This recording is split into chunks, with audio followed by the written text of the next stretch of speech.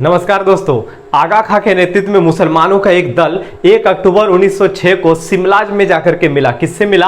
तो viceroy Lord Minto से जाकर के मिला। कहां मिला? शिमला में 1 अक्टूबर 1906 को। दोस्तों याद रखिएगा, ये जो दल आपको बता रहा है ना मुसलमानों का, इस दल ने वायसराय लॉर्ड मिंटो से जाकर के केंद्र के लिए, प्रांत के लिए और स्थानीय चुनाव के लिए पृथक निर्वाचन की मांग किया था। याद रखिएगा, ये जो दल गया था ना, इस दल को भेजने के पीछे अंग्रेज उच्च अधिकारियों का ही हाथ था। मतलब अंग्रेज उच्च अधिकारियों ने ही इस दल को भेजा था और बोला था कि जाकर के आप डिमांड कीजिए, आपको मिलेगा। क्योंकि उस समय किसी के पास इतना हिम्मत नहीं था कि अंग्रेज से ऐसे ही कोई भी चीज जाकर के डिमांड कर ले। तो याद रखिएगा, इस दल को भेजने के पीछे अंग्रेज उच्च अधिकारियों का ही हाथ था। ध्यान दीजिएगा, पृथक निर्वाचन क्या होता है? तो पृथक निर्वाचन का मतलब याद रखिएगा, जैसे मुसलमानों के लिए पृथक निर्वाचन, तो वोट देने वाला भी मुस्लिम रहेगा, चुनाव में जो खड़ा होगा वो भी मुस्लिम रहेगा, जो जीतेगा या हारेगा वो भी क्या रहेगा? मुस्लिम रहेगा। साथ ही इसमें बहुत टाइप का सुविधा भी देने का बातचीत किया गया था, जो आगे हम आपको बताएंगे 1909 में। ठीक है, अभी आप लोगों को समझ में आ जाएगा कि 1909 में क्या क्या हुआ था।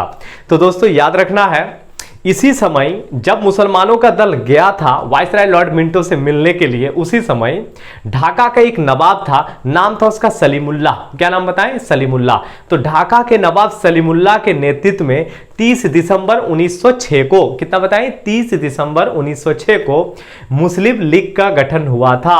यह क्वेश्चन पूछता है कि मुस्लिम लीग का गठन कब हुआ? तो 30 दिसंबर 1906 को हुआ था। इसका संस्थापक हो जाएगा सलीमुल्ला। संस्थापक नाम क्या बताएं? सलीमुल्ला। लेकिन इसके पहले अधिवेशन के अध्यक्षता पूछेगा तो याद रखिएगा मुश्ताक हुसैन हो जाता है। संस्थापक पूछेगा तो सलीमुल्ला, लेकिन पहले अधिवेशन की अध्यक्षता मुश्ताक हुसैन ने किया था। अब ये जो दल बता रहे हैं हम आपको मुस्लिम लीग के बारे में, इस दल का गठन देखिए अंग्रेज के सहयोग से हुआ है। अब याद रखिएगा, अंग्रेज के सहयोग से जब यह दल का गठन हुआ है तो अंग्रेज इससे जरूर कुछ ना कुछ प्रॉफिट लेने का प्रयास करेगा।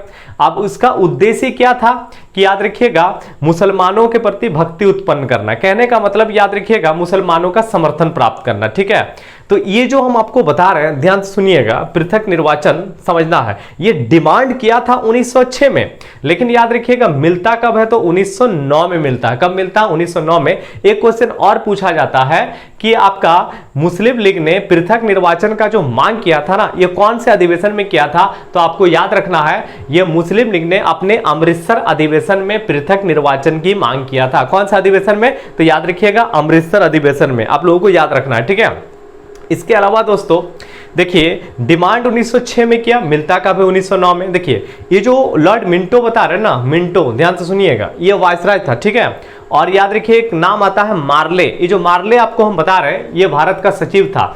तो याद रखिएगा मार्ले और मिंटो दोनों ने मिलकर के एक नियम बनाया, एक कानून बनाया, जिसको मार्ले मिंटो सुधार कहा जाता है। तो क्वेश्चन पूछता है मार्ले मिंटो सुधार कब आई थी? तो 1909 में आई थी। ठीक है, तो हम आपको बता रहे हैं कि मुसलमानों का जो गुट गया था उसने डिमांड कब किया था पृथक निर्वाचन का? तो 1906 में ही किया था, बशर्ते उसको मिलता कब है? तो 1909 में। ये मार्लो मिंटो सुधार के तहत उसको मिलेगा। तो मार्लो मिंटो सुधार कब आई थी? 1909 में। किसको कहा जाता है? मार्लो और मिंटो दोनों ने मिलकर के जो कानून बनाया ना, उसको मार्लो मिंटो सुधार कहा जाता है। मार्लो भारत का सचिव और मिंटो भारत का वायसराय, दोनों ने मिलकर जो कानून बनाया उसको क्या कहा जाता है? मार्ले मिंटो सुधार कहा जाता है। इसमें क्या क्या सिस्टम था? तो इसमें मुसलमानों के लिए पृथक निर्वाचन की व्यवस्था किया गया। ठीक है, मुसलमानों को काफी सारा सुविधा दिया गया, सार्वजनिक हित के मामले पर बहस करने का अधिकार दिया गया, प्रश्न पूछने का अधिकार दिया गया। तो एक बात बताइए, किसी एक समुदाय को यदि इतना सारा सुविधा मान लीजिए दे दिया जाएगा तो, और दूसरे किसी समुदाय को यदि हम इग्नोर कर देंगे तो याद रखिए कि इसमें फूट पड़ेगा कि नहीं पड़ेगा? तो मार्लो मिंटो सुधार जो बता रहे हैं ना, याद रखिएगा इसका उद्देश्य था राष्ट्रवादियों में फूट डालना। बात समझ में आ रहा? तो हिंदू मुस्लिम में फूट डालना, राष्ट्रवादियों में फूट डालना। जब तक याद रखिए एक रहेगा तो शक्तिशाली रहेगा, वो विभाजन हो जाएगा तो कमजोर हो जाएगा। तो मार्लो मिंटो सुधार के जरिए मुसलमानों को बहुत सारी सुविधा दिया गया। इससे क्या होता है कि जब किसी एक समुदाय को बहुत ज्यादा सुविधा मिल जाएगा तो याद रखिएगा, और दूसरे समुदाय को इग्नोर किया जाएगा, तो ऐसे में क्या होता है? ऐसे में फूट पड़ जाएगा और आंदोलन क्या होगा? कमजोर होगा।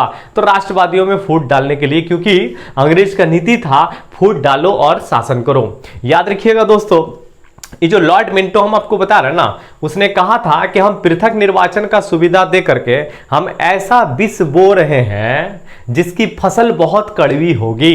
ये लॉर्ड मिंटो ने लिखा है कि पृथक निर्वाचन का सुविधा दे करके हम ऐसा विष बो रहे हैं, ऐसा जहर बो रहे हैं कि जिसकी फसल बहुत कड़वी होने वाली है। तो दोस्तों ये आप लोगों को समझ में आ रहा है कि मार्लो मिंटो सुधार के तहत ही पृथक निर्वाचन का सुविधा दिया गया था। किसको? मुसलमानों को बहुत सारा सुविधा दिया गया था, जिसका अपेक्षा नहीं किया था मुसलमानों को कि इस तरह का सुविधा मिल सकता है। अब आगे जाकर के याद रखिएगा, जब अंग्रेजों की राजनीति के बारे में पता चलेगा 1916 में आगे चल करके कांग्रेस और मुस्लिम लीग के बीच में एक समझौता होता है, तो वो हम 1916 जब पहुंचेंगे तो वहां हम आप लोगों को जरूर बताएंगे इसके बारे में। आप देखिए ये जो मार्लो मिंटो सुधार आपको बता रहे हैं ना, इसका बहुत ज्यादा विरोध कर रहा था, ठीक है। अब उग्रवादी दल के नेताओं ने इसका जबरदस्त विरोध किया कि ये तो बहुत गलत चीजें है और वाकई में गलत चीजें हैं, ठीक है।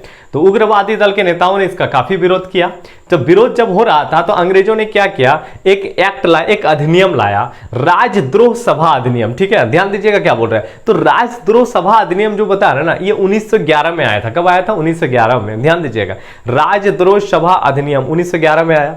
तो राजद्रोह का मतलब क्या होता है? राज्य के खिलाफ बगावत। याद रखिएगा, सरकार के खिलाफ बगावत, राज्य के खिलाफ बगावत, ठीक है, राजा के खिलाफ बगावत। तो राजद्रोह सभा अधिनियम 1911 में लाया और इस अधिनियम के तहत लाला लाजपत राय और अजीत सिंह को गिरफ्तार करके जेल में डाल दिया गया। लाला लाजपत राय और अजीत सिंह को, क्योंकि इन लोगों ने मार्लो मिंटो सुधार का विरोध किया था। तो याद रखिएगा, इस अधिनियम के तहत क्या किया था कि आपका जो आवाज उठाया जा रहा था उसको दबाने का प्रयास किया गया था। तो दोस्तों ये छोटा सा टॉपिक आप लोगों को समझ में आ गया होगा। हम आपको बता दिए मुस्लिम लीग का गठन कब हुआ था, 30 दिसंबर 1906, संस्थापक सलीमुल्लाह, साथ में आगा खां का भी नाम आ जाता है। और याद रखिएगा, इसका पहले अधिवेशन का अध्यक्षता मुश्ताक हुसैन ने किया था। किसने किया था? मुश्ताक हुसैन ने किया था। तो यदि वीडियो आप लोगों को अच्छा लगा है तो वीडियो को लाइक शेयर वगैरह जरूर कर दीजिएगा और चैनल को जरूर सब्सक्राइब कर लीजिएगा। मिलते हैं नेक्स्ट वीडियो में। जय हिंद।